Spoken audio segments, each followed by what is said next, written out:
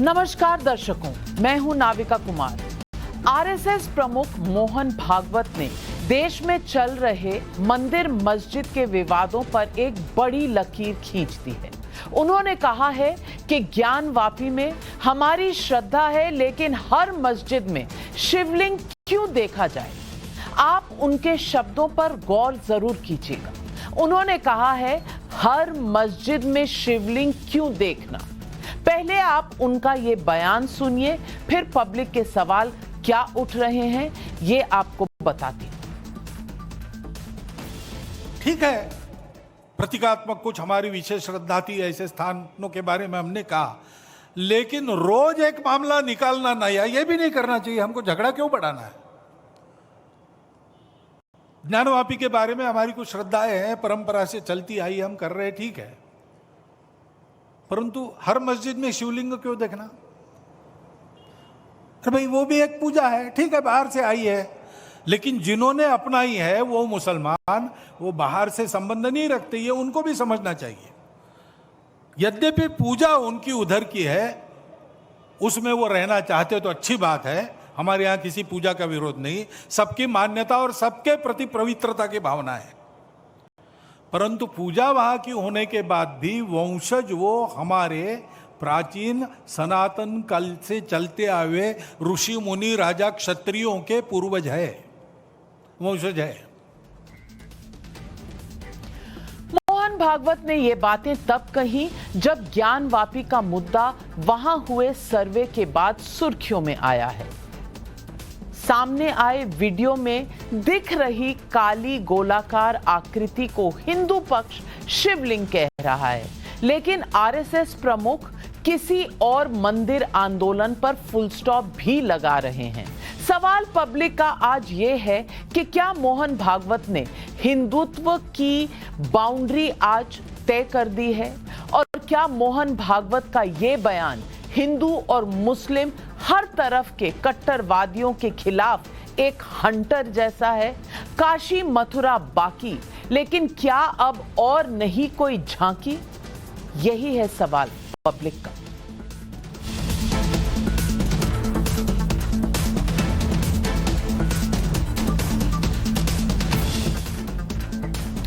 ज्ञानवापी पर हिंदुओं की श्रद्धा होने की बात कहने के बावजूद मोहन भागवत ने कोर्ट का हर फैसला मंजूर होने की बात कही।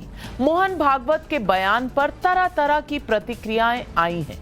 कुछ मुस्लिम धर्मगुरुओं ने कहा है कि आरएसएस की कथनी और करनी में बहुत अंतर होता है। सुनिए ऑल इंडिया इमाम एसोसिएशन के अध्यक्ष साजिद रशीदी का ये बयान। इनकी कथनी और करनी में बहुत फर्क है। जैसे सरकार का नारा है सबका साथ सबका विकास और सबका, ये सब जो है ये सब झूठी कहानी है। अगर ऐसा है, मोहन भागवत को ये बयान देना चाहिए था कि साहब जितने लोग, जितनी ऑर्गेनाइजेशन, हिंदू तंजीमें इन याचिकाओं को दाखिल कर रही हैं, इनका आरएसएस से कोई लेना देना नहीं, इनका सरकार से कोई लेना देना नहीं, तब हम समझते कि आपने एक अच्छा बयान दिया है। मुस्लिम धर्मगुरु को आपने सुना, वहीं एआईएमआईएम प्रमुख असदुद्दीन ओवैसी ने ट्विटर पर एक नहीं 17 ट्वीट्स एक साथ कर दिए। एक ट्वीट में उन्होंने लिखा, ज्ञानवापी पर मोहन भागवत के भड़काऊ भाषण को नजरअंदाज नहीं किया जाना चाहिए। उन्होंने कहा है कि बाबरी के लिए एक आंदोलन ऐतिहासिक कारणों से जरूरी था। दूसरे शब्दों में, आरएसएस ने सुप्रीम कोर्ट का सम्मान नहीं किया और मस्जिद के विध्वंस में भाग लिया। क्या इसका मतलब यह है कि वे ज्ञानवापी पर भी कुछ ऐसा ही करेंगे? यही कहा है असदुद्दीन ओवैसी ने। वैसे तो 2019 में अयोध्या का फैसला आने के बाद ही आरएसएस ने काशी और मथुरा एक एजेंडे में नहीं होने की लाइन साफ कर दी थी। इसी 30 मई को बीजेपी अध्यक्ष जेपी नड्डा ने भी कहा था कि काशी और मथुरा का फैसला कोर्ट ही करेगा। लेकिन मोहन भागवत का कल का बयान सारे कंफ्यूजन दूर कर देता है। कम से कम ऐसा हमें लगता है। यहाँ आपको आरएसएस और बीजेपी के मंदिर वाले संकल्पों की बात बतानी भी जरूरी है। काशी विश्वनाथ पर आरएसएस का प्रस्ताव 1959 में आ गया था। 1959 के राष्ट्रीय स्वयंसेवक संघ के प्रस्ताव में कहा गया था कि बीते 1000 साल में कई हिंदू मंदिर तोड़कर वहां मस्जिदें बनी। इनमें काशी विश्वनाथ के मंदिर का विशेष महत्व है। उत्तर प्रदेश सरकार इसे हिंदुओं को सौंपने के कदम उठाए। उसके बाद 1987 में अयोध्या को केंद्र में रखते हुए आरएसएस का प्रस्ताव आया कि 1989 में पालमपुर अधिवेशन में बीजेपी ने राम मंदिर को अपने एजेंडे में भी शामिल कर लिया। 2003 में आरएसएस के प्रस्ताव में कहा गया था कि अयोध्या, मथुरा, काशी की मांग को हमारा समर्थन है। इन जगहों से गौरव को लौटाना स्वतंत्र भारत का कर्तव्य बनता है। लेकिन जब मोहन भागवत मंदिर आंदोलनों की लक्ष्मण रेखा खींच रहे हैं, तब उनके बयान पर असदुद्दीन ओवैसी की एक और प्रतिक्रिया को जानना जरूरी है। ओवैसी ने काशी मथुरा विवाद में अमेरिका की एंट्री भी करा दी और उसके लिए सहारा लिया अमेरिकी विदेश मंत्री एंटनी ब्लिंकन के इस बयान का। सुनिए ये बयान। Beyond these countries, the report documents how religious freedom and the rights of religious minorities are under threat in communities around the world. For example, in India, the world's largest democracy and home to a great diversity of faiths, we've seen rising attacks on people in places of worship. Antony Blinken ने यह बयान अमेरिकी विदेश विभाग की religious freedom की report जारी करते हुए दिया है। भागवत के बयान पर प्रतिक्रिया में ओवैसी ने कहा है कि क्या मोदी सरकार ने धार्मिक स्वतंत्रता पर ब्लैकलिस्ट ना होने के लिए अमेरिका से कोई डील करी है? अगर मोदी ने 1991 के एक्ट का संविधान का सम्मान किया होता तो भारत को अमेरिका से ब्लैकमेल नहीं होना पड़ता। वैसे ओवैसी जब ब्लिंकन के हवाले से ये बयान दे रहे हैं, तब वो शायद ये भूल रहे हैं कि भारत अब अमेरिका को उसी की धरती पर जवाब देना जानता है। इसी अप्रैल में ब्लिंकन ने भारत में मानव अधिकारों के उल्लंघन का मुद्दा उठाया था। तब जयशंकर ने कहा था कि हमारी भी नजर अमेरिका पर है।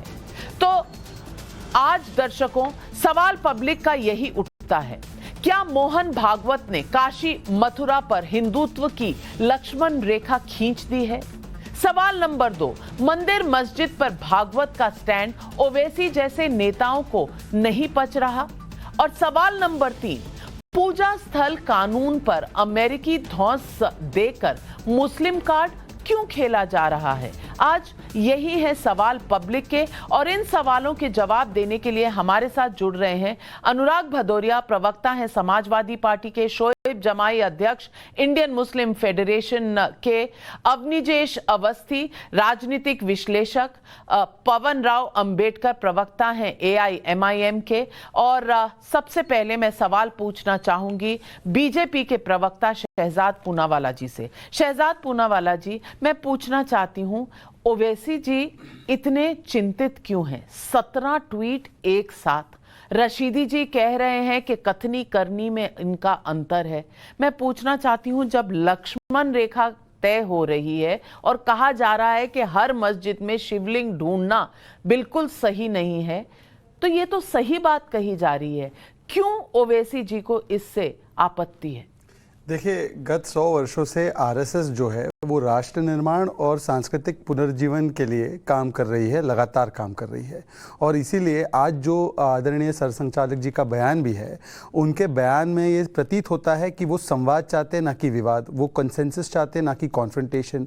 वो चाहते हैं कि कोई सोल्यूशन निकले, ना कि आमना सामना हो। परंतु हमारे देश में एक मजलिस है जिसका नाम है ऑल इंडिया मुस्लिमों को इंसाइट करेगी मजलिस, AIMIM, ऑल इंडिया मुस्लिमों को इंसाइट करेगी मजलिस। इसी इसीलिए जब से ये मामला कोर्ट में गया है, ज्ञानवापी के नाम पर एसपी इकोसिस्टम, जिसको मैं कहता हूं संविधान पापी इकोसिस्टम, जाग गया है। कोई औरंगजेब की कब्र पर जाकर फातिया पढ़ता है, कोई कहता है मस्जिद थी, है, रहेगी, अब तक तो डिटरमिन नहीं हो ये मस्जिद है कि नहीं, पर थी, है, रहेगी कर रहा है। कोई कहता है ये तमाशा है, कोई कहता है कि कुर्बानी होगी, ये बर्ख ने कहा है कुर्बानी होगी, तौकीर रजा बोलता है महाभारत होगा, पीएफआई कुछ बोलती है, फिर जमात उलमा हिंद आ जाता है। तो ये भड़काओ भाईजान कंपटीशन चल रहा है। आखिरी बात से इतना कहूंगा, ये संविधान कहते हैं ना अंबेडकर जी की पार्टी वाले, अंबेडकर जी के संविधान के तहत सुप्रीम कोर्ट ने 3 तलाक का फैसला दिया था, मानते कि नहीं मानते? हिजाब का फैसला है, मानते कि नहीं मानते? चलिए, यूसीसी संविधान में मानते कि नहीं मानते, बताइए। चलिए, आपके 60 सेकंड खत्म हुए और मैं यही सवाल पूछूंगी एआईएमआईएम के प्रवक्ता पवन राव अंबेडकर जी। अंबेडकर जी, आपको तो खुश होना चाहिए कि कोई सीख दे रहा है, कोई कह रहा है कि एक लक्ष्मण रेखा बना लो। रोज रोज इस तरह के सवाल उठाना, हर जगह शिवलिंग ढूंढना सही नहीं है। तो किस बात की इतनी मुश्किल है? आप इसका जवाब दीजिए। 60 सेकंड आपके शुरू होते हैं अब। नविका मैम, कौन कह रहा है? कौन है जो कह रहे हैं? अनऑथराइज्ड, अनडेमोक्रेटिक, अनरजिस्टर्ड ऑर्गेनाइजेशन, जिसका कोई इस देश में संवैधानिक अधिकार नहीं है कि किसी भी तरह का कोई स्टेटमेंट रिलीजियस और कॉन्स्टिट्यूशनल पॉइंट ऑफ व्यू से दे सके। क्या वो कोई कॉन्स्टिट्यूशनल अथॉरिटी है? क्या वो कोई जुडिशियल अथॉरिटी है? क्या वो कोई एडमिनिस्ट्रेटिव अथॉरिटी है? क्या वो कोई एग्जीक्यूटिव अथॉरिटी है जो इस तरह के स्टेटमेंट दे करके इस देश में बात कर रहे हैं? पूनावाला साहब कह रहे हैं राष्ट्र निर्माण की बात कर रहे हैं। क्या इस देश में एक कोई दूसरी पैरेलल व्यवस्था चल रही है? क्या कॉन्स्टिट्यूशन के अलावा क्या कोई दूसरी पैरेलल व्यवस्था चल रही है जो राष्ट्र निर्माण का काम करेगा? इस देश में भारतीय संविधान है और भारतीय संविधान इस देश के लोकतंत्र के आधार पर जो सरकारें चुन के जाती हैं उनको ये अधिकार देता है। डीपीएसपी कॉन्स्टिट्यूशन का पार्ट 4 आर्टिकल 36 to 51 क्या कहता है? स्टेट को ये पावर देता है कि इस देश के लोगों के लिए काम करे। क्या इस देश में एक पैरेलल जो है एक व्यवस्था चल रही है? इस व्यवस्था को हम नहीं मानते हैं। चलिए, आपके भी 60 सेकंड के ऊपर मैंने 15 सेकंड दे दिए, लेकिन अब मैं अवनीजेश अवस्थी जी से पूछना चाहती हूँ। अब अवनीजेश अवस्थी जी ये कह रहे हैं कि क्या पैरेलल अवस्था चल रही है कोई इस तरह की जो कॉन्स्टिट्यूशनल है नहीं पर अपने आप को मानती है? अगर कोई किसी को सीख दे रहा है तो क्या ये कॉन्स्टिट्यूशन के खिलाफ है? मुझे तो नहीं लगता कोई प्रस्ताव पास किया है, कोई एक्ट लाने की बात कही है सरसंघचालक मोहन भागवत जी ने। उन्होंने तो एक एडवाइस दिया है कि हर जगह भाई मत ढूंढिए शिवलिंग, काशी और मथुरा जो है वो कोर्ट तय कर लेगा, या आप लोग आपस में बैठकर तय कर लीजिए, पर हम एक दूसरे से अलग नहीं है। उनके पूजा का तरीका अलग है लेकिन है वो हमारे भाई। अब ये सीख देने के लिए कहीं कॉन्स्टिट्यूशन में मनाही है क्या? ये नाविका जी, पहली बात तो बड़ी साफ सी है, परम पूजनीय सरसंघचालक जी का जो बयान है वो ओवैसी जैसे राजनेताओं के लिए नहीं है, वो यहाँ के उन करोड़ों मुसलमानों के लिए है जो किसी वजह से ऐतिहासिक कारणों से इतिहास में आज से 2, 4, 5, 7 पीढ़ी पहले धर्मांतरित हो गए थे। वास्तव में भारत के प्रति उनके किसी भी निष्ठा का पर कोई प्रश्न चिन्ह नहीं लगना चाहिए। और जहां तक संविधान की बात है, मैं इनको बता दूं कि संविधान का पहला ही लाइन है, वी द पीपल, हम सब लोग मिलकर के। कोई एक सिर्फ सरकार की जिम्मेदारी नहीं है, हम सब कर्तव्य हैं, वहां पर नागरिकों के कर्तव्य हैं। हर नागरिक के पास अधिकार है तो हर नागरिक का कर्तव्य भी है। प्रत्येक नागरिक को बोलने की स्वतंत्रता, अपने विचार रखने की स्वतंत्रता हर तरीके से संविधान देता है। आज कल जो सरसंघचालक जी का जो बयान आया है उसको इसी दृष्टि से देखना चाहिए कि वास्तव में हम सब लोग, हम सब इस भारतवर्ष के नागरिक इन तमाम चीजों को भूल करके ऐतिहासिक जो कुकृत्य हुए हैं उन कृत्यों का परिष्कार सिर्फ इस माध्यम से हो सकता है कि जहां पर हिंदुओं की आस्था है, हिंदुओं की आस्था के प्रतीक तोड़े गए थे, उन पर हिंदुओं का अधिकार हो।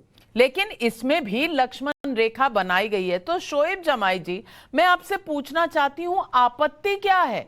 आपत्ति इसमें क्या है? अगर कोई सीख दे रहा है, क्या सीख देने के लिए हमारे बड़े बुजुर्ग अगर हमें कोई सीख देते हैं तो क्या उसमें कॉन्स्टिट्यूशन की परमिशन चाहिए होती है? और अगर लोगों को कहा जा रहा है कि भाई लोग मिलकर बैठकर कोई समाधान निकलता है तो निकालिए, इसमें एक दूसरे के सामने प्रतिद्वंदियों की तरह मत खड़े होइए। मुझे तो लगा कि इसमें जो बात है, जो चर्चा है, वो मिलजुल कर रहने की और समस्याओं का समाधान ढूंढने की एक कोशिश की गई है। इसको इतने शक के नजरिए से क्यों देखा जा रहा है? नाविका जी, मोहन भागवत जी की बातों की अहमियत मुझे लगता है आप भी समझती होंगी और आप भी इस बात से इत्तेफाक रखती होंगी। मोहन भागवत जी ने ही कहा था कि जो लोग मुसलमानों को पाकिस्तान जाने की बात करते वो हिंदू ही नहीं है। अब बताइए, शहजाद पूनावाला की पार्टी ने कितने बार लोगों से कहा, मुसलमानों से कहा पाकिस्तान चले जाओ, तो ये तो हिंदू हो ही नहीं सकते। तो ये मोहन भागवत जी ने कहा। मोहन भागवत जी ने यह भी कहा कि जो देश में अराजकता फैला रहे, जो मॉब लिंचिंग करते हैं, वो आतंकवादी है, आतंकवादी है। अब देखिए, ये मॉब लिंचिंग करने वाले यहाँ बैठे हैं, शहजाद पूनावाला उनकी पार्टी के, तो ये भी आतंकवादी हो गए। मैं सारी बातों का सम्मान कर रहा हूँ। ये संविधान विरोधी है। सबरीमाला के केस में इन्होंने संविधान का, ये सुप्रीम कोर्ट का पालन नहीं किया। 1991 के एक एक्ट को यहाँ से चैलेंज कर रहे हैं, कह रहे हैं 1991 का एक्ट जो है गलत है। तो आप तो पार्लियामेंट के भी विरोध में है, संविधान के विरोध में भी है, सुप्रीम कोर्ट के भी विरोध में। जो सुविधा के आपके हिसाब से है उसमें है आप, और जो आपके खिलाफ है उसमें आप उसमें जो है आप संविधान का भी विरोध करते हैं, सुप्रीम कोर्ट का भी विरोध करते हैं। तो मानना है तो पूरा मानिए ना, आधा अधूरा क्यों मानते हैं? तो ये आतंकवादियों के साथ, आतताइयों के साथ, और जो हिंदू नहीं है उनके साथ मैं क्या डिबेट करूं? बताइए आप। जो हिंदू नहीं है उनके साथ आप डिबेट भी नहीं कर सकते। एक सेकंड, आप उनके साथ डिबेट डायरेक्ट चार्ज किया है। ये मोहन भागवत जी ने ये भी कहा कि हम सबके पूर्वज एक है, तो आप मानते हैं हमारे सारे के पूर्वज एक ही है, हिंदू है? अब जमाई जगदीश आपका पूर्वज है, जगदीश आपका पूर्वज है। आज मैंने जो बात 10 दिन पहले कही थी कि ये जगदीश ही था, आज जमाई ने मान लिया कि मैं जगदीश ही हूं। मैं मोहन भागवत जी की बात को मानता हूं। चलिए अनुराग भदौरिया जी से आपके 60 सेकंड शुरू होते हैं अब, और मोहन भागवत जी के बयान पर आपका क्या रुख है?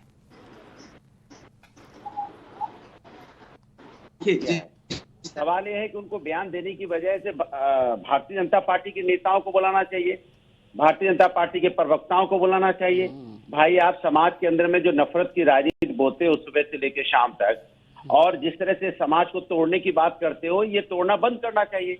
तब तो लगता है कि बाकी कुछ बोलना चाहते हैं। उनको तो बीजेपी को सजेशन देना चाहिए ना कि क्यों धर्म और जात की राजनीति समाज के अंदर करते हो, समाज के अंदर क्यों नहीं विकास की राजनीति करते, समाज को आगे ले जाने की बात क्यों नहीं करते, क्यों समाज के अंदर में आप इस तरह का लोगों के बीच में जो नफरत की आग बोते हो, लोगों के बीच में दूरियां बनाते हो, लोगों के दिलों में गड्ढे डालते हो? क्यों भाई, किसने आपको यह अधिकार दिया है? तो ये भारतीय जनता पार्टी को नेताओं को बोलते तो ज्यादा अच्छा रहता, और बुला के बोलते, उनकी मीटिंग लेते, तो लगता है कि कोई बात का कोई मतलब निकलेगा। क्योंकि भारतीय जनता पार्टी के बात का तो कोई मतलब निकलना नहीं है, क्योंकि उनको तो राजनीति उसी पे करनी है। वो जानते हैं कि जात धर्म की राजनीति करेंगे तो शायद हमारी सत्ता, क्योंकि वो सत्ता के लिए लड़ रहे हैं, सत्ता से उन्हें मतलब है, सत्ता उन्हें पता है कि जात धर्म के रास्ते से सत्ता जल्दी आती है। और आरएस क्या पाठ पढ़ाएगी राष्ट्र में, जिसने राष्ट्र निर्माण में कभी कोई काम ही नहीं किया हो, जो अंग्रेजों के साथ मिलकर हमारे देश के हमेशा गुलाम रहने की कोशिश करते रहे हो, कभी उनसे माफी मांगते रहे, कभी कहते रहे हिंदू अंग्रेज से नाम भर्ती हो जाओ, कभी भारत छोड़ो आंदोलन में पार्टिसिपेट नहीं करेंगे। तो उन्होंने तो कभी राष्ट्र के साथ रहे नहीं, वो इसलिए उनके बारे में ये आप रहे हैं, निर्माण की बात करते हैं। आप रहे हैं अनुराग भदौरिया जी, आपने स्वतंत्रता के संघर्ष में कितना भाग लिया था? दूसरों पर उंगली उठाते हैं। समाजवादी पार्टी का कब जन्म हुआ था? आप थे क्या 1947 में? समाजवाद की बात हो रही है। अरे बड़ी पुरानी कहावत है, बड़ी पुरानी कहावत है, पत्थर वो फेंके जो खुद शीशे के घर में ना रहता हो। अवनीजेश अवस्थी जी, अवनीजेश अवस्थी, नहीं एक मिनट, अवनीजेश अवस्थी जी, भदौरिया जी का सबसे बड़ा चार्ज है कि आरएसएस ने स्वतंत्रता आंदोलन में कुछ नहीं किया। आपको नहीं लगता कि इन्हें भी जवाब देना चाहिए कि इन्होंने क्या किया? नाविका जी, बड़ी साफ सी बात है, अनुराग भदौरिया आज से 1 साल पहले, 2 साल पहले, 3 साल पहले की कोई डिबेट उठा के देख लीजिए, आपको वर्बटम वही नजर आएगा। कई बार तो मुझे लगता है कि कहीं ऐसा तो नहीं आपने रिकॉर्डिंग दिखा रहे हैं अनुराग भदौरिया की। अरे भैया बीजेपी, मुझे तो बार बार ये लगता है। बीच में नहीं बोलेंगे अनुराग जी, बीच में नहीं बोलेंगे अनुराग जी, बीच में नहीं बोलेंगे। आप सुन लीजिए ना, आप सुन लीजिए अनुराग जी एक दूसरे के ऊपर बोलेंगे तो आप पर तो स्ट्रेस नहीं होगा, लेकिन मेरे दर्शकों को सुनने में दिक्कत होगी। वो बोलने में आपको समय दूंगी रिबट करने का। अनुराग भदौरिया, मैं आपकी तमाम बातों का जवाब दूंगा। ये उस पार्टी का आदमी प्रवक्ता कह रहा है जिस पार्टी के नेता कहते थे कि दूसरी पार्टी सांप्रदायिक है, कि मैंने कितने और हिंदुओं को मारता, मैंने इतने हिंदुओं को पे तो गोली चला करके भून करके सरयू नदी लाल कर दी, और बताओ मैं क्या कर सकता हूं। ये वो व्यक्ति है। मैं एक राष्ट्रीय आंदोलन, स्वाधीनता आंदोलन पढ़ लीजिए, आप पढ़ लीजिए। कांग्रेस एक पार्टी नहीं थी उस समय, कांग्रेस एक आंदोलन था। उसमें अलग अलग विचारों के लोग, स्वयं डॉक्टर केशव बलिराम हेडगेवार सत्याग्रह करके जेल गए थे। लेकिन ये बात ये कहते हुए मुझे इसलिए छोटा लगता है कि स्वाधीनता किसी और के लिए थोड़ा लड़ रहे थे, हम अपने लिए लड़ रहे थे, ये दिखाने के लिए कि हमने स्वाधीनता आंदोलन किया। सावरकर साहब को गद्दार कहने वाले ये लोग, जिन्होंने काला पानी में 2-2 बार की उम्र कैद की सजा भुगती, एक नहीं सारे भाइयों ने भुगती। आज वो लोग जो अंग्रेजों के साथ मिले हुए थे, अंग्रेजों की सेना में भर्ती करने के लिए किसने कहा था? नेताजी सुभाष चंद्र बोस की जासूसी किसने की? अनुराग भदौरिया, जिसके साथ आपने चुनाव लड़ा। यूपी को ये 2 लड़के पसंद है, कैसे पसंद आए? 2 रह गए, सिर्फ 2 रह गए। अनुराग जी, ये नफरत की, विभाजन की और घटिया राजनीति अब तो कम से कम छोड़ दो। जो हाल आपका हुआ है, लोकतंत्र में विश्वास है तो लोकतंत्र में चुनाव के परिणामों पर भी विश्वास रखो, आप।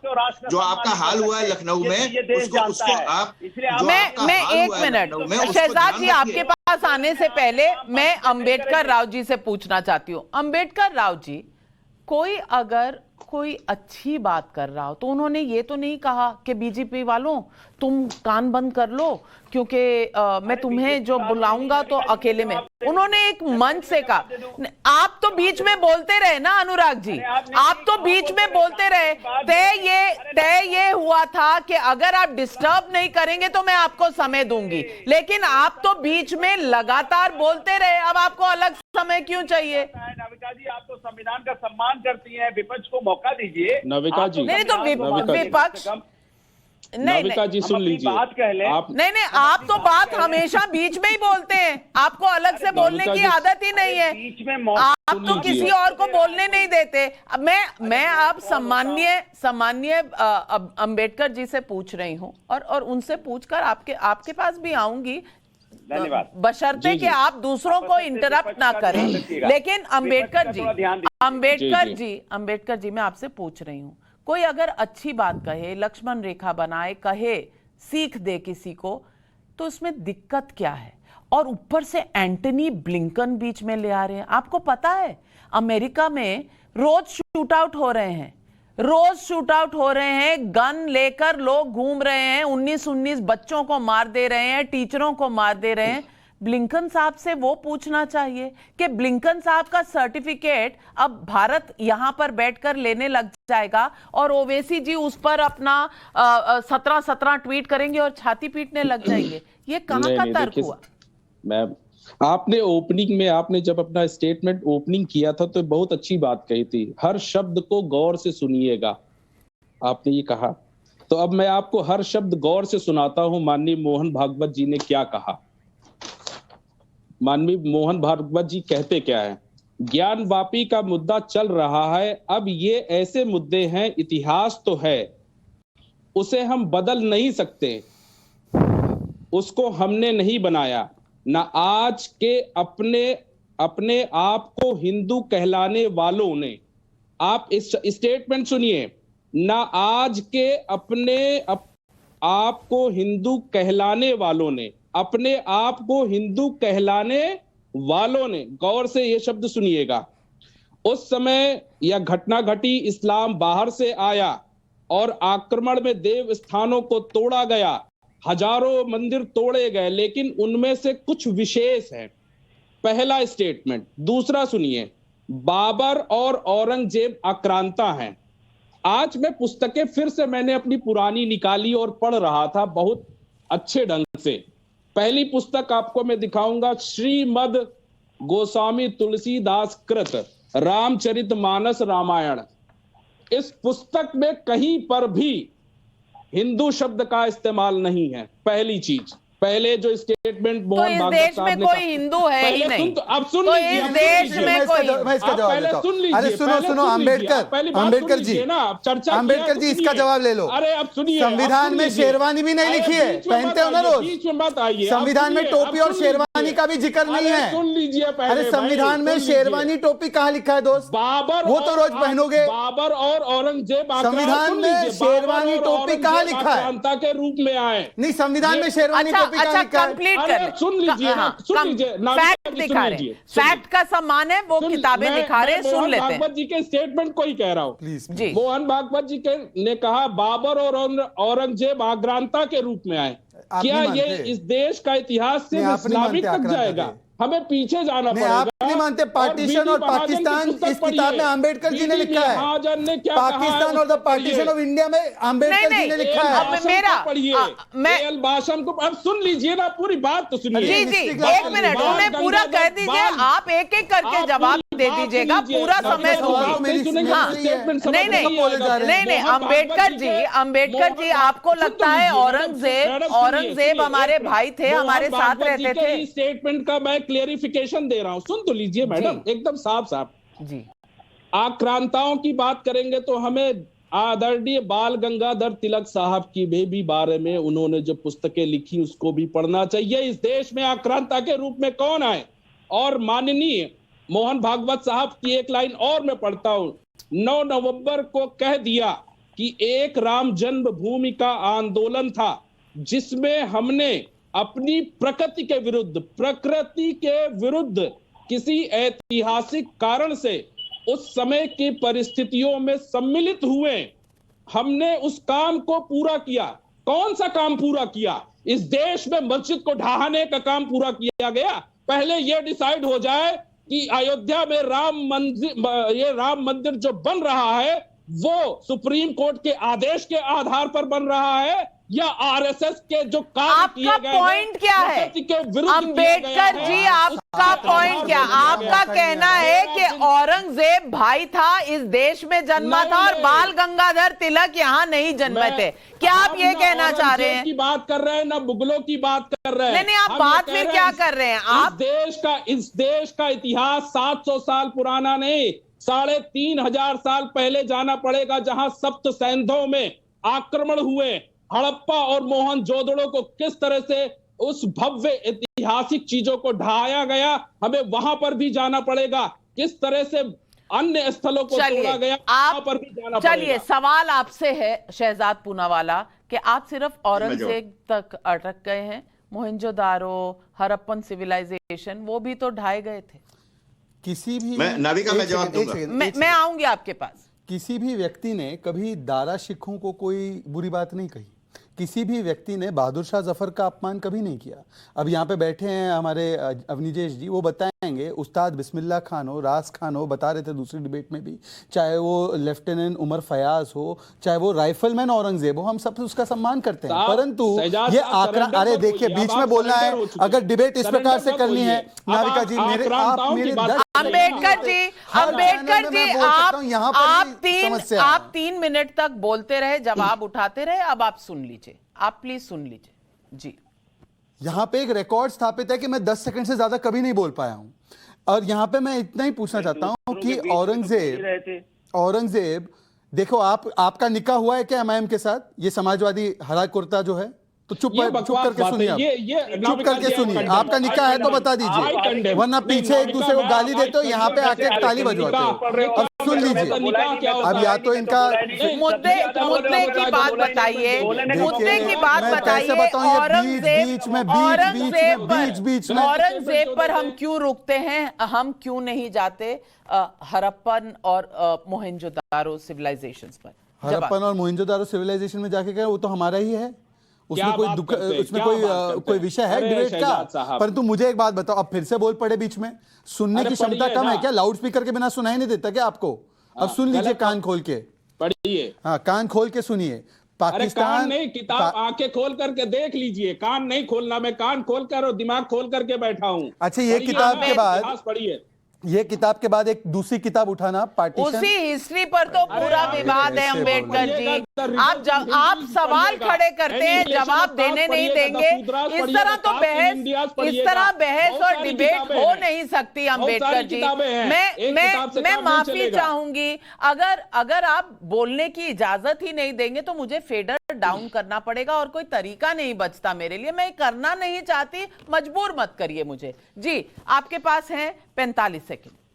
ऐसा है, जिनकी चुनौती नोटा के साथ होती है वो आके पूरे देश का ज्ञान हमें बांट रहे, जो नोटा से ज़्यादा वोट नहीं पाते। दूसरी बात मैं ये कहना चाहूँगा कि देखिए, ये किताबें उठाना ना, एक किताब है पार्टीशन और पाकिस्तान, रिटन बाय बाबा साहब आम्बेडकर, जरा उठाना और उसमें क्या क्या बातें लिखी है आम्बेडकर साहब ने इस्लामिस्ट मानसिकता की, जो औरंगजेब दर्शाता था, उसके बारे में एक लाइन तो पढ़ के सुनाना, तब आपको पता चलेगा। मैं तीसरी बात सिर्फ इतनी पूछता हूं, ज्ञान वापी मामला हो, वो भी सुप्रीम कोर्ट ने डिस्ट्रिक्ट जज के पास भेजा। 3 तलाक का मामला हो, वो भी कोर्ट की तरफ से आया, या याकूब मेमन का मामला हो जिसको फांसी लगी सुप्रीम कोर्ट की तरफ से। तीनों में से कौन सा फैसला आपने माना है, बताइए ना। याकूब के केस में बोलते हैं मुस्लिम हैं इसलिए हम नहीं मानते हैं। अच्छी बात है, अच्छा डायग्राम आपने बताया है, अच्छा डायग्राम है। अब बताइए मुझे कि याकूब मेमन के फैसले पर और ये ओवैसी ने कहा था कि नहीं कहा था कि मैं नहीं मानता क्योंकि इसको मुस्लिम होने के लिए सजा मिली है? बोलिए। मैं अनुराग भदौरिया, ये डायग्राम दिखा के क्या बताना चाहते हैं? देखिए ये डायग्राम का क्या मतलब है? आप बहुत किताबें लेकर आए हैं, पर इसी इतिहास पर आज पब्लिक में एक डिबेट छिड़ी है। अनुराग भदौरिया जी, अब आपके AIMIM के साथी आपको बोलने नहीं देंगे, फिर आप मुझे कहेंगे कि मैं संविधान के मुताबिक नहीं चलती। अनुराग भदौरिया जी, आपके 45 सेकंड शुरू होते हैं अब। मैं तो सोच रहा था नाविका जी, इतनी अच्छी सी बातें हो रही थी, RSS के कह रहे थे कि नहीं उनकी तो रटी रटाई बातें होती हैं, बीजेपी के प्रवक्ता बड़ा ज्ञान दे रहे थे, राष्ट्र की बात कर रहे थे। तो राष्ट्र की बात में तो आपने एक बार भी राष्ट्र का नाम नहीं लिया। आपने औरंगजेब का नाम लिया 20 बार, आपने नाम लिया पता नहीं कौन कौन, पाकिस्तान का नाम ले लिया। अरे यार, उत्तर प्रदेश और देश की जनता का नाम ले लेते कि बेचारी महंगाई बेरोजगारी से परेशान, उनके बारे में 2 शब्द बोल लेते। अब एक कहो कि आप रोज महंगाई बेरोजगारी की बात करोगे तो यही समस्या है राष्ट्र की। इससे ध्यान भटकाने के लिए तो आप ये सब जो आप कहानी रच रहे हो, ये उसी के इर्द गिर्द तो है कि कैसे ज्ञान व्यापी में उलझा रहे हैं, कैसे हम ताजमहल में उलझा रहे हैं, कैसे हम लाल किले में उलझा रहे हैं, कैसे कुतुब मीनार में उलझा रहे हैं, जिससे जनता का मुद्दे पे हम बात ही नहीं कर पाए। इसी में उलझाए रखे हैं, ऐसे गोल गोल गोल गोल उलझाए रखे हैं, क्योंकि लोग परेशान है। उनकी परेशानी की समस्या को तो समाधान कर नहीं सकते, जिस तरह से उत्तर प्रदेश में होता है ना, हमेशा एक इन्वेस्टमेंट समिट होती है, फिर दूसरी होती है, अब तीसरी भी हो गई, लाखों करोड़ का इन्वेस्टमेंट होता है, बट चलिए, आपके 45 सेकंड खत्म हुए। अब आपने सवाल पूछा है शहजाद से, शहजाद आपको 30 सेकंड जवाब देने के। इनको पूछिए कि इनके बर्क ने कहा कोर्ट के ऑर्डर पर कि कुर्बानी होगी। ये महंगाई की बात कर रहे थे या बेरोजगारी की? या आप निकाल दो, बर्क को भी निकाल दो। अब मेरा समय लो और बर्क पे बोलो। जनता ने वैसे बोलने लायक छोड़ा नहीं है, पर मेरा 20 सेकंड बाकी है। बर्क पे जरा ज्ञान विस्तृत तरीके से रखिए। ये 20 सेकंड है मेरा, आप रखिए ज्ञान। महंगाई से लोग मार से जूझ रहे हैं। अरे बर्क आपके बाबरी जिंदा है बोल रहे हैं, तो वो महंगाई पे बोल रहा है। वो बोलता है मथुरा पे कि देखो मुसलमान सड़क पे आ जाएगा, ये महंगाई पे बोल रहा है बर्क। वो तो सांसद है, आप तो सांसद भी नहीं हो। वो तो सांसद है, आप तो सांसद बनने लायक भी नहीं हो। एक मिनट नहीं, बर्क का सवाल पूछे उनसे। नहीं, नाविका जी, बर्क का सवाल एक बार पूछिए। वही पूछ रही हूँ। अवनीजेश अवस्थी जी, बर्क साहब क्या महंगाई याद कर रहे थे? कल जब अखिलेश यादव जी ट्वीट कर रहे थे कि भाई फ्रंट रो में मत बैठो, पीछे से फिल्म अच्छी दिखती है, और राजस्व ये ऑडिटोरियम हमने बनाया है, तुम लुटा रहे हो टैक्स फ्री करके, ये महंगाई पर बात कर रहे थे या ये बता रहे थे कि जिस ऑडिटोरियम को हमने बनाया हम ही उसमें बैठ सकते हैं और कोई नहीं बैठ सकता? मैं पूछना नहीं, मैं अब अनुराग भदौरिया जी, मैं चाहती हूँ कि आप टाइम्स नाउ नवभारत के एंकर बन जाइए, क्योंकि आप ही सिर्फ बोलना चाहते हैं। संविधान आप चलाना चाहते हैं, संविधान आप बनाना चाहते हैं, संविधान की आप पूरी रटी हुई कथा सुनाना चाहते हैं, तो आप ही चला लीजिए प्रोग्राम। अब अवस्थी जी, मैं ये पूछ रही हूं, ये जो महंगाई का जो बहाना है, इस पर कितने कितने ऑपोजिशन और विपक्ष के लोग बोल रहे हैं, वो भी तो यही बोल रहे हैं, वो भी तो यही बोल रहे हैं कि भाई नफरत फैला रहे हैं, भाई हमारे ऑडिटोरियम में बैठे हैं। सिर्फ यही नहीं, नाविका जी, कल आपने अपने प्रोग्राम में 30 फिल्मों के नाम गिनाए थे जिनको टैक्स फ्री किया था। साला खड़ूस, पीके और 1.5 इश्किया जैसी फिल्में टैक्स फ्री करती थी, तब कोई टैक्स का रेवेन्यू का लॉस नहीं हुआ था। ये है इन समाजवादियों की, सो कॉल्ड समाजवादियों की हकीकत। पकड़े जाते हैं, हर बार पकड़े जाते हैं, जनता इनको बाहर कर देती है, उसके बावजूद नहीं मानते।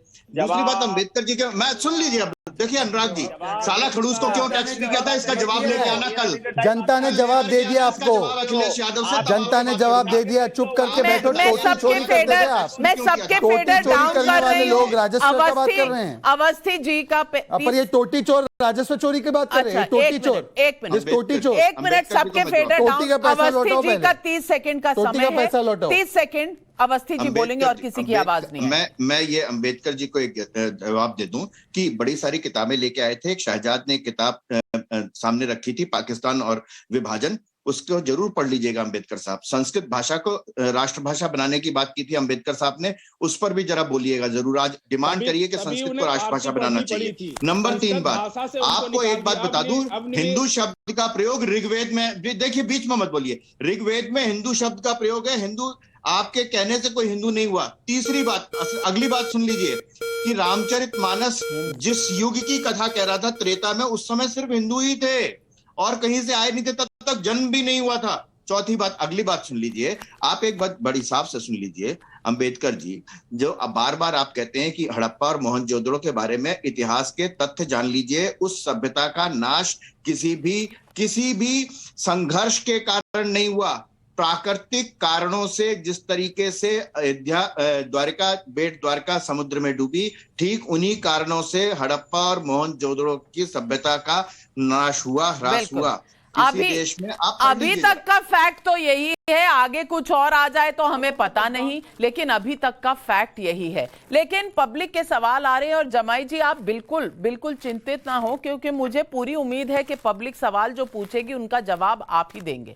पराक्रम, जगदीश अभी मान लिया उन्होंने। परिक्रम सिंह उत्तर प्रदेश से और विनोद कुमार छत्तीसगढ़ से पूछ रहे हैं, और ये हैं पब्लिक के सवाल जिन्हें आपको जरूर सुनना चाहिए।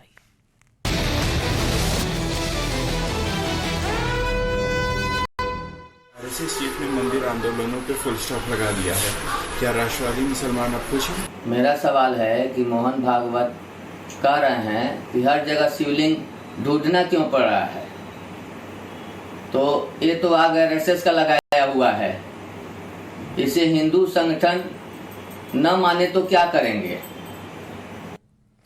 चलिए पहले सवाल का जवाब आप दे दीजिए जमाई जी, क्योंकि भागवत जी ने जो कहा है लोग समझ रहे हैं कि उसमें एक लक्ष्मण रेखा है, अब उस पर विश्वास क्यों नहीं हो रहा? देखिए, भागवत जी ने जो कहा है मुसलमानों के हवाले से कि इनकी पीढ़ियों में पहले जो है कन्वर्जन हुआ, और आजकल शहजाद पूनावाला इस पर बहुत ज्यादा उछलते हैं, बात बात पे लोगों पे तंज करते हैं। ये बात अगर सुधांशु त्रिवेदी या संबित पात्रा कहते या प्रेम शुक्ला कहते तो मैं उसको मानता। शहजाद पूनावाला के पिताजी ने जब इस्लाम अपनाया था, दादाजी ने जब इस्लाम अपनाया था, या शहजाद पूनावाला ने जब इस्लाम अपनाया था अपना धर्म, तो क्या ये तलवार के दम पर अपनाया था? हाँ, शहजाद फोर्सिबल था, दादाजी ने तलवार फोर्सिबल था, फोर्सिबल था, तो आपके पिताजी फोर्सिबल था। दादाजी और पिताजी के समय नहीं हुआ, बहुत पुराना हुआ, पर फोर्सिबल था। मैं मान रहा हूँ फोर्सिबल था, तलवार की नोक पे हुआ। औरंगजेब जैसे आक्रांताओं ने क्या, आप जवाब दो। शर्मिंदगी होती है क्या? मुझे शर्मिंदगी नहीं होती है, ये इतिहास है, इसमें शर्मिंदगी क्या है? आप मानो आपका कौन है इतिहास पूर्वज? औरंगजेब नहीं है आपका भैया। ये जिसको बचाने की होड़ में हो, उसने तो गर्दन पे यूं रख के बोला कि चलो जगदीश जमाई बनो, और आप उसकी हवाई कर रहे हो। अरे उसका तो अपमान महसूस होना चाहिए आपको, आप तो उसको दिल और जान में लेकर बैठे हो। मैंने तो जवाब दे दिया, हमारा धर्मांतरण जबरन हुआ, जबरन ही हुआ। आत्मा को इतना तकलीफ मत पहुंचाओ राजनीति के चक्कर में। मेरी आत्मा ने आपकी आत्मा फड़फड़ा रही है, यहाँ पे नेशनल टीवी पे दिख रहा है आंखों के जरिए। फिर हो सकता है कांग्रेस में चले जाएंगे, लेकिन मेरे कम से कम ईमान तो बाकी रहेगा। आपकी कितनी इनकी खुद की पार्टियों की कितनी परिक्रमा हुई जरा पूछिए, ये खुद परिक्रमा कर रहे हैं अलग अलग पार्टी में। नहीं अवस्थी जी, अब क्या शहजाद भाई अगर मुसलमान है तो वो जवाब नहीं दे सकते शोएब जमाई बोल रहा का? हूँ कि धर्मांतरण जबरन हुआ है, तो आपकी बात मानेंगे नहीं? शोएब जमुई, आप शहजाद पुलावाला को कह रहे हो कि आपको शर्मिंदगी हो रही है कि आप जिनको अपना पूर्वज मानते हो वो तलवार के दम पर, आपने मान लिया कि तलवार के दम पर धर्मांतरण की आपको शर्म आ रही है? आपको शर्म नहीं आती ना? आपको कहाँ से, आपने तो शर्म बहुत पहले देख ली थी, शर्म हया सब छोड़ दी थी उन्होंने पुराने टाइम पे। जिनको आपके सो-कॉल्ड न्यायप्रिय जहांगीर ने जलते तवे पर बिठाया था, दिल्ली के चांदनी चौक में गुरुद्वारा सीसगंज साहब है, जहाँ पर हमारे नवम गुरु का शीश उतारा गया था। शर्म आती है ना आपको? दिल्ली का वो औरंगजेब, क्रूरतम सुल्तान था औरंगजेब, जिसने छोटे छोटे बच्चों को, छोटे साहबजादों को जिंदा दीवार में चिनवा दिया था। शर्म आ रही है आपको? आपको शर्म आती है? आपको शर्मिंदा हो आप? अगर शर्मिंदा हो तो कम से कम मुंह बंद रखो अपना। शर्मिंदगी होती है क्या? आपको शर्म आ रही है ना? आपको शर्म आती है कि नहीं आती? आपको शर्म क्यों नहीं आती इस बात पर कि हमारे नवम गुरु का शीश शर्म नहीं आती उतारा? आपको शर्म नहीं आती? आप नवम गुरु की बात कर रहे हैं, आप नवम गुरु की बात कर रहे हैं। उन्होंने तो दारा सिखों, जो उनका खुद का भाई था, उसका शीश काट दिया था। तो आप शर्म नहीं आती इनको? हाँ, नहीं तो आप गुरुओं को मारने पर उनको क्या होना था और क्या उन्होंने कहना था, ये अलग बात है। लेकिन दो सवाल और आए हैं, और जनता के सवाल, जनता हमारी बॉस होती है, तो पब्लिक के सवाल सुन लेते हैं। पप्पू कुमार झारखंड से, दिवाकर देहरादून से। आइए सुनते हैं पब्लिक के ये सवाल।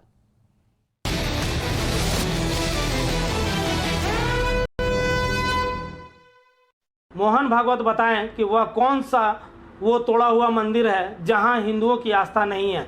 क्या अपनी सरकार है इसलिए सेकुलर बन रहे हैं? आदरणीय संघ प्रमुख ने जो बात कही है वो हर राष्ट्रवादी व्यक्ति को कहनी चाहिए। ओवैसी जैसे नेताओं को ये बात पसंद नहीं आ रही है। कहीं इसका कारण ये तो नहीं कि मुसलमानों को भड़काने का उनका एजेंडा समाप्त हो जाएगा? पहला जवाब आप दीजिए शहजाद जी, और दूसरा जवाब अंबेडकर जी। मैं पहला सवाल समझा नहीं, सवाल क्या था वो? सवाल यही है कि आप जिस तरह के मुद्दे उठा रहे हैं, इसमें आपका क्या स्वार्थ है? ये 5 महिलाएं कोर्ट गई, इसमें हमारा क्या है? कोर्ट हमारे साथ थोड़ी चलती है। कोर्ट तो महिलाओं की याचिका पर फैसला देती है, तो कोर्ट का मामला है वो, और महिलाओं का मामला। और श्रद्धालु कोर्ट भी ना जाए तो क्या सर तन से जुदा की रैली रखे हम? सरकार भी तो पार्टी है, सरकार भी तो पार्टी है। पार्टी, हाँ, एक सेकंड, बहुत अच्छा सवाल पूछा। ताजमहल में भी पार्टी था, ताजमहल केस में। वहां पर क्या कहा सरकार ने, एएसआई ने, कि इसमें हम लोगों का कोई लेना देना नहीं है, ताजमहल एएसआई का स्ट्रक्चर है। वहां पर साफ साफ कह दिया। वहां का वर्डिक्ट तो मानते हैं, ये ज्ञानवापी का क्यों नहीं मानते?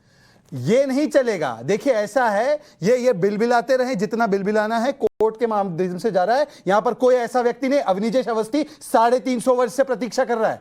500 वर्ष इसने राम मंदिर की प्रतीक्षा की है। कोई सड़कों पर उतर के ये नहीं कह रहा है कि सर तन से जुदा कर दूंगा। और ये कौन है? ये अंग्रेज कर रहे ज्यादा। हम नया पार्लियामेंट बना रहे, अंग्रेजों वाला छोड़ दे रहे। साथ में है हमारे, बोलिए एक बार, ये शोएब जमाई को पूछिए।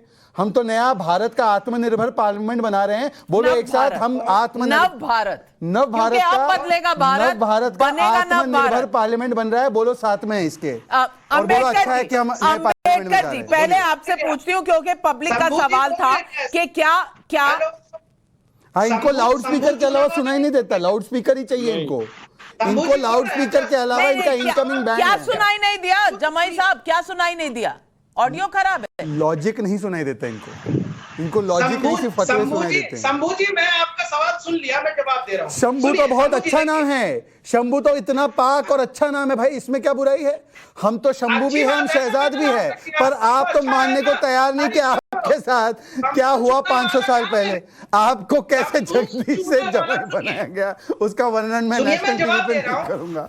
अगर मैं करने लगा तो आपके परिवार का इतिहास खुल जाएगा। छोड़िए ना, कहाँ मेरे से करवाते हो। सुनिए, अंग्रेजों के जितने प्रतीक है, जिसमें 23 रुपया पेंशन था, अंग्रेजों के साथ आप नए पार्लियामेंट, नव भारत के पार्लियामेंट का स्वागत कर दो जगदीश, नए पार्लियामेंट का स्वागत चलिए चलिए, गाड़ी को पटरी से मत उतारिए, हम अंग्रेजों की डिबेट नहीं कर रहे हैं। आपसे सवाल था अंबेडकर जी आपसे सवाल पब्लिक का ये था कि क्या ओवैसी जी को मोहन भागवत जी की बात इसलिए अच्छी नहीं लगी कि इसके बाद फिर भड़काऊ भाषण कहां से आएंगे, मुसलमानों को कैसे भड़काया जाएगा अगर सब समझदारी की बात करने लग जाएं? क्या यही दिक्कत है?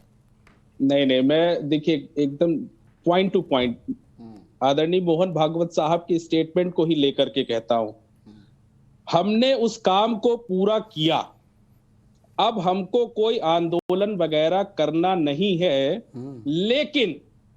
लेकिन इश्यूज अगर मन में है तो उठते हैं, अच्छी बात है, ऐसा कुछ है, आपस में मिल बैठकर सहमति से कोई रास्ता निकालिए। क्या सहमति, क्या रास्ता है? इस देश में संविधान है, इस देश में 1991 का एक्ट है और सितंबर 2021 में हाई कोर्ट ऑफ इलाहाबाद ने स्टेटमेंट दिया, क्लियरली स्टेटमेंट दिया। मुझे समझ नहीं आया अंबेडकर जी कि आपकी आपत्ति क्या है? अनुराग भदौरिया जी, मोहन भागवत सहमति ये कह रहे सहमति ना हो, आमने सामना हो, 15 बनाम 80 हो। अनुराग भदौरिया जी, अगर मोहन भागवत जी ने कहा कि बैठ चाहिए, सर्वसम्मति से कोई फैसला हो जाए तो अच्छी बात है, नहीं होगा तो अदालतें तो हैं ही, अदालतों में तय होगा और जो भी तय होगा वो हर किसी को मानना होगा। उन्होंने दोनों बातें रखी हैं। मैं पूछना चाहती हूं, उन्होंने संविधान का अपमान कहां किया है जो आप कह रहे हैं कि वो संविधान से इधर उधर बोल रहे हैं? तो सुनिए ना। नहीं, अनुराग भदौरिया जी।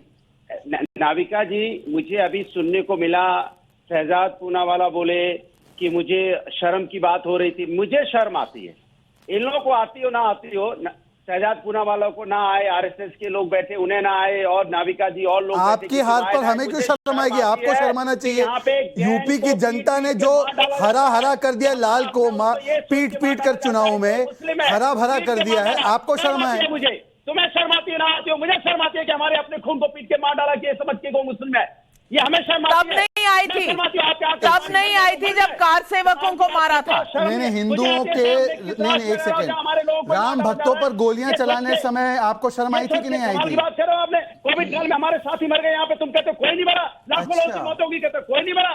कमाल की बात है, किसने कहा कोई नहीं मरा? किसने बात कही आपसे? अरे यहाँ लोग पर आप ये क्यों नहीं कहते कि केरल में जब ईद के बाद विस्फोट हुआ वहां पे केस ज्यादा हुए, पर उत्तर प्रदेश और महाकुंभ को बदनाम करने की आपकी जरूर स्ट्रेटेजी है। उत्तर प्रदेश और महाकुंभ को कैसे बदनाम किया जाए, अनुराग भदौरिया का ये एजेंडा है। 13 साल की बच्चियों के साथ अन्याय हो रहा, तब आपकी आत्मा नहीं मरती? आप बॉयज विल बी बॉयज कह रहे थे, तब आपकी आत्मा क्या पुनर्जीवित हो रही थी? आप बलात्कारियों को बचाने के लिए बॉयज विल बी बॉयज कह रहे थे, तब क्या हो रहा था? जब आप गायत्री प्रजापति को साइकिल पर घुमा रहे थे, तब क्या हो रहा था? इतनी आत्मा को मत मारो, हिंदुस्तान की बेटियां हैं। आपकी पुलिस जब आजम खान की भैंसें ढूंढ रही थी तो आपकी आत्मा बहुत अच्छी थी, खुश थी? अरे कभी नहीं ढूंढ रही थी, ये कभी नहीं ढूंढ रही थी। अच्छा, ये किताब चोरी, बकरी चोरी, अच्छा, वहाँ पे FIR करते हैं। चलिए, मैं पूछना चाहती हूँ, पब्लिक के सवाल है और फारुखाबाद उत्तर प्रदेश से अल्ताफ उल्ला खान का सवाल है, क्या धर्म की राजनीति करके बीजेपी अगले 5 साल काटना चाहती है? जवाब दीजिए शहजाद पूनावाला। देखिए, ऐसा है, ये सारे मामले जो है ये कोर्ट के माध्यम से आए हैं। हिजाब का मामला कोर्ट के माध्यम से फैसला आया, लाउड स्पीकर का मामला कोर्ट के माध्यम से आया, यूसीसी का मामला संविधान में 10 कोर्टों ने उसकी पैरवी की, सुप्रीम कोर्ट ने उसकी पैरवी की, यूनिफॉर्म सिविल कोड कांग्रेस ने लागू किया 62 में गोवा में। तो क्या ये सब सांप्रदायिक है क्या? अगर कोर्ट करती है तो सांप्रदायिक है क्या? और अगर हम कोर्ट के आदेश को पालन करते हैं तो हम सांप्रदायिक हो गए? 3 तलाक हटाकर कानून बनाने के लिए किसने कहा? कोर्ट ने कहा। तो अगर कोर्ट की बात माने तब भी हम गुनहगार। मथुरा हो, ज्ञानवापी हो, सारे मामले कोर्ट के हैं। तो कोर्ट को सांप्रदायिक कहने की सिर्फ हैसियत अनुराग भदौरिया की हो सकती है, क्योंकि उनके लिए कोर्ट नहीं, उनके लिए शरिया कोर्ट है। इसीलिए वो कह रहे हैं ना, उनके नेता पता क्या कह रहे थे, 3 तलाक में कानून आया, शरिया में बदलाव हुआ, इसलिए कोरोना हुआ। ये शफीकुर रहमान बर्क का बयान है, अभी भी बोल रहे हैं 18 से 21 कर दी शादी की उम्र लड़कियों की, बोला लड़कियां आवारा हो जाएंगी। ये इनके एसटीएसएम कहते हैं यूसीसी आएगा तो 4 शादी करने नहीं मिलेगी, ये कह के हमें ज्ञान दे रहे हैं। पुणे से विजय कुमार भटेवारा का ये सवाल है, अयोध्या 3 तलाक हिजाब पर कोर्ट के फैसलों पर सवाल खड़ा करने वाले ओवैसी आज कैसे पीएम मोदी से संविधान की शपथ पर सवाल पूछ रहे हैं? अंबेडकर जी, है कोई जवाब? नहीं, बिल्कुल जवाब है। ये 3 तलाक की बात कर रहे हैं ना शहजाद साहब, और हिजाब की बात कर रहे हैं। 3 तलाक के प्रोसीजरल की हम बात कर रहे हैं। 3 तलाक में जो प्रोसीजर है, आप इसके सेक्शन 3, सेक्शन 4, इसके लीगल एस्पेक्ट्स को देखिए और इसके प्रोसीजर को आप देखिए। जब आप ये कहते हैं कि तलाक तलाक तलाक, तो उसके according Islamic point of view से वो सेपरेट हो चुका है। अच्छा, सीए का कानून क्यों फाड़ा ओवैसी साहब ने? सुन तो लीजिए भाई, सीए का कानून क्यों फाड़ा? उस पे तो स्टे नहीं है। आप लोग सीए का कानून क्यों फाड़ा? ना कॉन्स्टिट्यूशनल लैंग्वेज को सुनना नहीं चाहेंगे। सीए कौन सा लैंग्वेज है? सीए कौन सा लैंग्वेज? Constitutional language. सीए कौन सा लैंग्वेज है? सीए कौन सा लैंग्वेज है? और याकूब मेमन मुस्लिम है इसलिए फांसी हुई है, कॉन्स्टिट्यूशनल है। अरे भाई, नहीं, याकूब मेमन मुस्लिम है इसलिए फांसी हुई है, शोएब जमाई, मैं पूछना चाहती हूँ और शायराना अंदाज में आपसे पूछना चाहती हूँ। अच्छी बात कही है अगर मोहन भागवत ने, लक्ष्मण रेखा खींची है अगर मोहन भागवत जी ने, तो हंगामा है क्यों बरपा? गुलाम अली साहब कह गए हैं, हंगामा है क्यों बरपा? देखिए, एक कौवा था जिसके ऊपर आटे की बोरी गिर गई, उसका रंग सादा हो गया, लोग उसकी बहुत तारीफ करने लगे। शाम हुई, बारिश हुई, पूरा रंग चला गया, फिर से वो काला दिखने लगा, काव काव करने लगा। कौवा कौन है? यही कौवा कौन है? मैंने सिर्फ राजनीतिक बात एक बयान दिया है। अब इसका नहीं, कौवा किसको बुला रहे हैं? काई कौन कर रहा है? इस पे आप एक डिबेट कर लीजिए कि कौवा कौन है। लेकिन मैं समझता हूँ कि जो बात मैंने ये कही कि जो लोग ये समझ रहे थे अम्बेडकरवादी, अब आज जाग गए। अब उन्होंने कहना शुरू कर दिया कि जो बौद्ध स्थल तोड़े गए हैं उसको दोबारा से स्थापित किया जाए। अब मैं सोचता हूँ कि अब ये इसको अभियान चलाया जाए पूरे देश भर। तो चलाइए, हम आपका साथ देंगे। बिल्कुल, बौद्ध धर्म भी यहाँ पनपना चाहिए, हम आपका साथ देंगे, साथ देंगे। आप चलिए तो सही अवस्थी जी, इसमें क्या दिक्कत है? इसमें क्या दिक्कत है? अगर बौद्ध धर्म के केंद्र तोड़े गए हैं, उनको उजाड़ा गया है, तो वापस बसा देते हैं। यही तो है नव भारत। नाविका जी, पहले तो मैं अम्बेडकर साहब की बात का जवाब दे दूं। ये कॉन्स्टिट्यूशनल लैंग्वेज समझा रहे हैं मुझे। ये कॉन्स्टिट्यूशन द्वारा स्थापित सुप्रीम कोर्ट ही कहता है आपसी सहमति से कर लो फैसला। और मैं आपकी जानकारी में बता दूं, सबसे बड़ा जिससे मैं सहमत नहीं हूं, यूनियन कार्बाइड का फैसला आउट ऑफ द कोर्ट हुआ था। आउट ऑफ द कोर्ट सहमति से ही फैसले होते, जो बाकायदा कोर्ट कहती है, संविधान कहता है, सर्वोच्च न्यायालय कहता है कि बाहर फैसला हो जाए, बहुत अच्छा है। बाकायदा इस बात के एनजीओज हैं। आपको समझ में नहीं आएगा अम्बेडकर साहब, आपको समझ में नहीं आएगा। आपने कई बार पढ़ा है भागवत जी का, अच्छी बात है, क्योंकि कई बार पढ़ने से बात समझ में आ जाती है, मुझे मालूम है। और 5, 7, 10 बार पढ़ेंगे। लेकिन तो कई बार ऐसा कहा जाता है, कई बार ऐसा कहा जाता है कि आप घोड़े को तालाब तक, पानी तक जरूर ले जा सकते हैं, लेकिन पीना तो घोड़े को ही पड़ेगा। यानी कि अच्छी बातें कही जाती हैं, मानना या ना मानना आपके ऊपर है। अगर आप हर चीज में नुक्स ही निकालते रहोगे तो फिर इस देश में गंगा जमुनी तहजीब की इतनी हिमायत क्यों की जाती है? क्यों कहा जाता है? कहिए, कोई भाईचारा नहीं है ना आपकी तरफ से, तो दूसरी तरफ से भी ना एक्सपेक्ट करिए। लेकिन मैं अपने नजरिए में सिर्फ ये कहना चाहती हूं कि विश्व हिंदू परिषद के राम मंदिर आंदोलन को खड़ा करने वाले अशोक सिंघल ने एक बार कहा था कि हिंदुओं के 30,000 मंदिरों पर अवैध कब्जे किए गए। ये बात सही है कि इतिहास को भूला नहीं जा सकता, लेकिन वर्तमान में आगे कैसा बढ़ा जाए, इस पर मोहन भागवत एक रास्ता दिखा रहे हैं। काशी मथुरा पर हिंदुओं की आस्था का कोई मोल नहीं लगाया जा सकता, लेकिन कोर्ट ही इन फैसलों का जवाब दे सकती है। इसलिए सभी को कोर्ट के फैसले का इंतजार करना चाहिए। साथ ही समाज में हिंदू मुसलमान की खाई ना बने, इसके लिए मंदिर मस्जिद विवाद पर एक फुल स्टॉप भी जरूरी है। मोहन भागवत के बयान से इसकी गुंजाइश बनती है। लोग इस गुंजाइश को क्यों नहीं समझ रहे कि वो कह रहे हैं साथ बैठकर एक रास्ता निकालो। क्यों नहीं समझ रहे कि अगर रास्ता ना निकले तो फिर कोर्ट पर अपना फेथ रखो। आज सवाल पब्लिक का यहीं तक, लेकिन जाइएगा मत, क्योंकि हम देश की सबसे बड़ी 50 खबरें लेकर हाजिर हो रहे हैं।